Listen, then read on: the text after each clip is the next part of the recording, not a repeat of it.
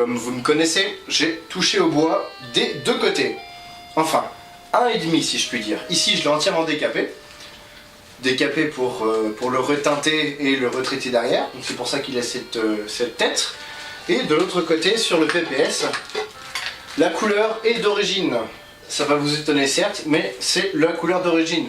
Ce que j'ai fait, je l'ai juste blindé d'huile de lin. Et avec derrière un petit peu de patine à l'ancienne, je crois que j'ai mis 2 couches.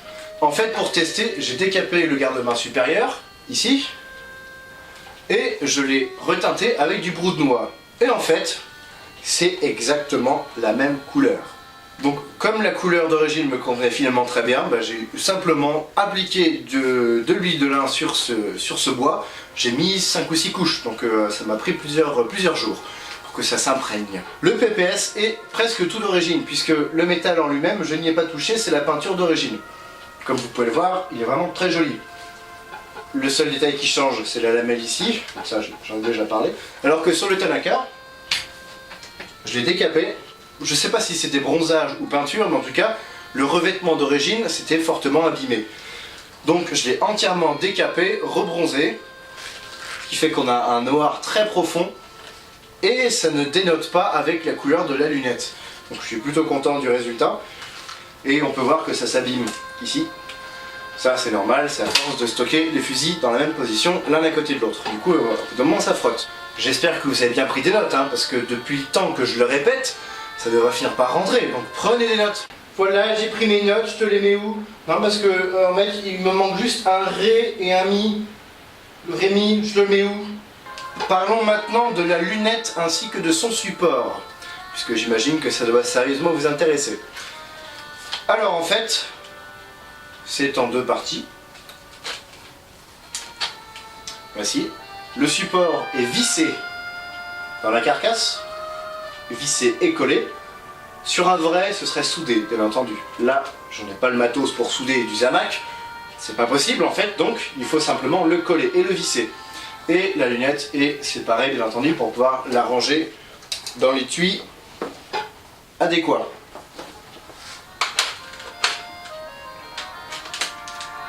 Celle-ci c'est une copie, une très belle copie, et pour cause, c'est fait pour un vrai Moser. C'est pas fait pour une réplique. Un grossissement x4 avec marqué Sylphir dessus, de la marque Iena, numéro 5866. Donc, il y a d'autres copies qui existent avec d'autres marques, il me semble. Et d'ailleurs, petite anecdote, dans le film Stalingrad, que vous avez sans doute tous vu, enfin Enemy at the Gates, devrais-je dire, le Major Koenig, il a cette lunette. Ouais, t'es bien d'accord. Ça ressemble pas du tout à celle-là. Et pour cause, la sienne, c'est une grossissement x8. Après-guerre, dommage. Pendant la Seconde Guerre, il n'y avait que grossissement x4. Et en plus, c'est civil, c'est pas militaire. Donc au final, nous avons une grosse différence de réticule, puisque dans le film, on peut voir qu'il a un réticule comme ceci, alors que moi, j'ai un réticule comme celui-là, qui ressemble beaucoup, c'est presque le même que pour le Mosin Nagant. Ce qui fait que voilà, je viens de démonter un mythe du film Stalingrad, hein, vous m'en voudrez pas trop, hein. Pas taper, pas taper. Donc pour la peine, on va dire à l'acteur de rentrer chez lui.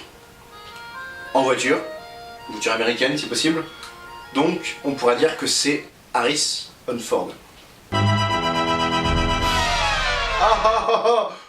C'était l'instant... Non, c'est bon.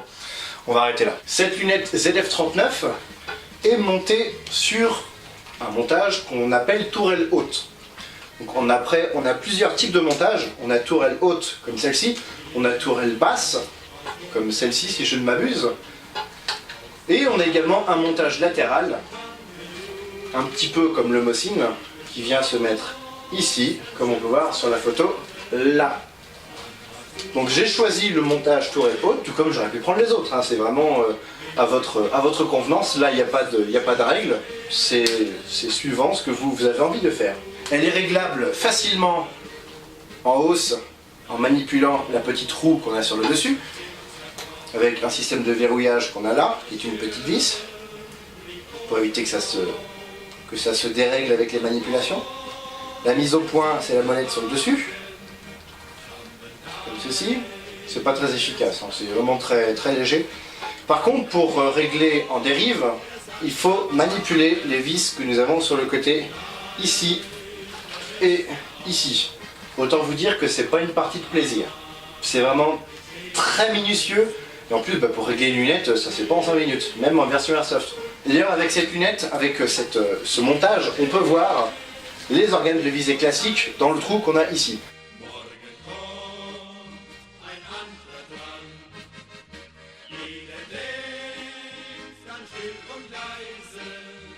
L'inconvénient, là j'avoue, j'ai mal géré mon coup, j'ai une légère inclinaison de mon montage, ce qui fait que je peux pas distinctement voir les organes de visée classiques dans ce trou.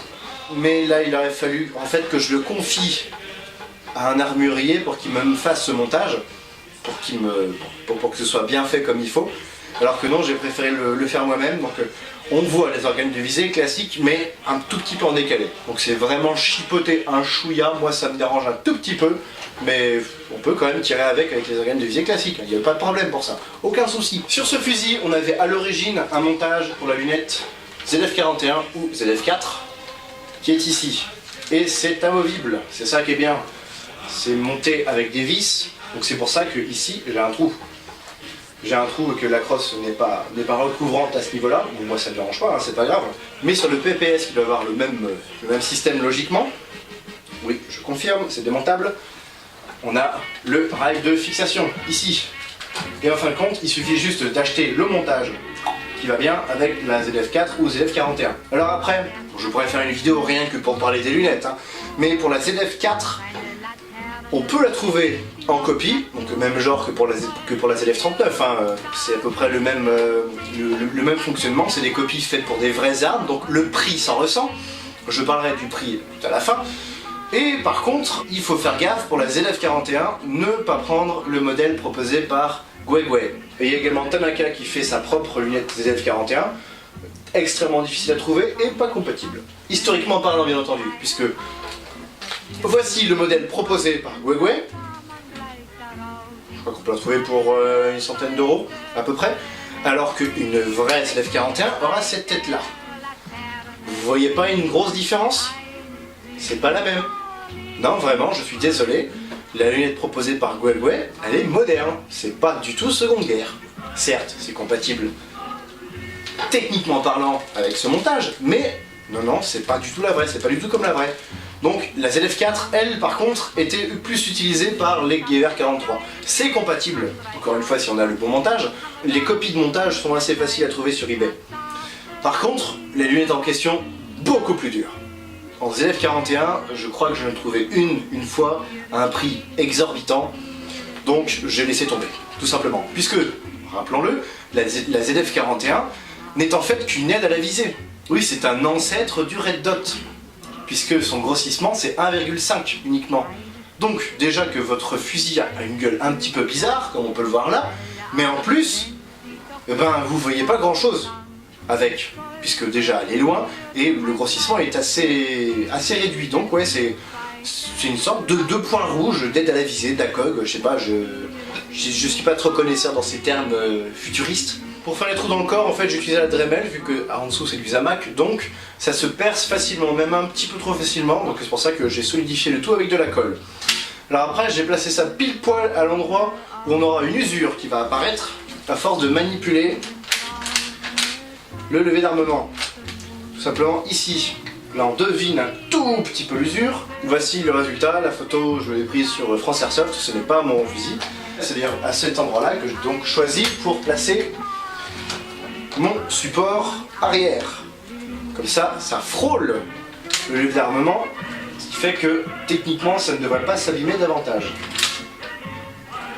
À cet endroit-là.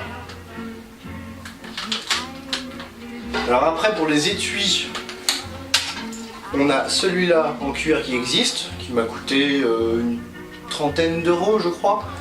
Il en existe un autre type en métal, mais j'ai pas trouvé encore en copie. Je crois pas que ça existe en copie. Et en original, pour les Scharfschütze comme moi, ça va chercher très haut. Le prix de ça, presque. Enfin non, juste le fusil, ou le prix juste de la lunette. Parce que oui, le prix, la lunette a coûté En gros 200 € avec les frais de port et le support 200 autres euros. J'ai fait la bêtise, là je vous le conseille de ne pas faire comme moi, d'acheter les deux séparément. Non, non, il y a des boutiques sur eBay, en Asie ou en Amérique, qui proposent les deux ensemble. Achetez-les deux ensemble. Comme ça vous aurez peut-être une chance qu'ils arrivent déjà montés dans les anneaux. J'ai passé 2 heures pour faire passer cette lunette dans les anneaux et j'y étais au marteau, sans déconner. Parce que oui, le diamètre ici est exactement le même que le diamètre de la lunette. Donc il a fallu que je tape comme un malade. C'est d'ailleurs pour ça qu'on a la toute petite vis qui est ici, qui est légèrement écrasée. Enfin, qui est complètement écrasée elle-même. Mais je ne sais pas à quoi elle sert d'origine.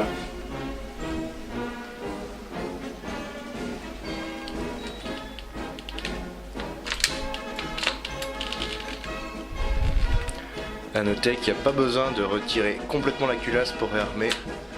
Il suffit juste de faire ça. Hausse réglable bien entendu. Donc voilà, ça c'est le premier avantage de le commander tout ensemble. Et le deuxième c'est d'éviter de payer en fait 100 € de frais de port. Parce que la lunette plus le montage, non peut-être pas 100 € mais 75 dans ces eaux-là. La lunette plus le montage, vous pouvez vous en sortir pour 350 $ en gros. Et alors après, ce que j'avais commandé en plus, en même temps que j'ai commandé les lunettes par ailleurs, c'est la sûreté spéciale tireur d'élite. Puisque on peut voir que le levier n'a rien à voir avec le levier classique. On peut retrouver ici. Ça n'a rien à voir, en effet. Tout simplement parce qu'il y avait certains fusils qui étaient équipés de cette sûreté différente pour pouvoir la manipuler, je crois, sans avoir à redescendre de la visée. Le levier que j'ai ici permet le tir, mais je ne peux pas le manipuler parce que la taille de ce levier là n'est pas exactement la même que sur la pièce d'origine, donc il faudrait que j'ajuste, et sauf que comme c'est de l'acier, j'ai pas le matériel pour. Donc c'est pour ça que en fait ma sûreté n'est pas fonctionnelle. Je peux tirer sans aucun souci, comme ceci, mais je ne peux pas la manipuler. C'est pas grave, mais c'est juste une précaution à prendre en plus, hein, faire attention à en fait bien désarmer le fusil et d'enlever le chargeur pour la mettre en sécurité. Nous allons donc passer au test de tir que j'ai réalisé chez Chris Adams. Je le remercie par ailleurs déjà pour l'accueil qu'il m'a réservé à chaque fois et aussi pour la qualité de son travail. Rien qu'à voir sur le test de tir, c'est quand même super sympa de travailler avec lui.